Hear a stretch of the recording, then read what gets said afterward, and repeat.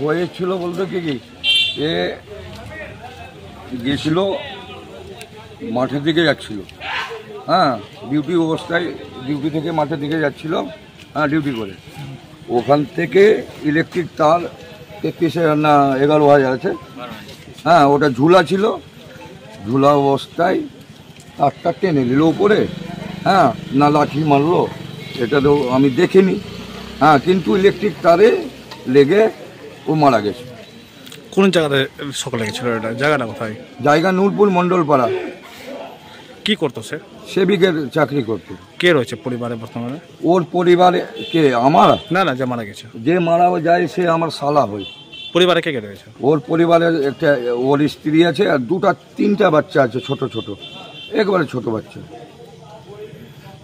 সরকারের কাছে আমি নিজেই আবেদন করছি, আমার গ্রামবাসীরাও আবেদন করছে তার চাকরি ওর বউ যাতে পায়, ওর বাচ্চাদের চলাফেরার জন্য সুব্যবস্থা করে দেওয়া, যে সাহায্য পায় সরকারের কাছ থেকে সে সরকার যাতে দিয়ে। কি নাম যে মারা গেছে? মোহাম্মদ সাজুল আলী। বয়স কত হবে? বয়স হচ্ছে আপনার 30-35-এর মতো। আপনার কে হয় সম্পর্কে? আমার শালা হয়। আপনার নাম? আমার নাম মোহাম্মদ জিনাত হোসেন।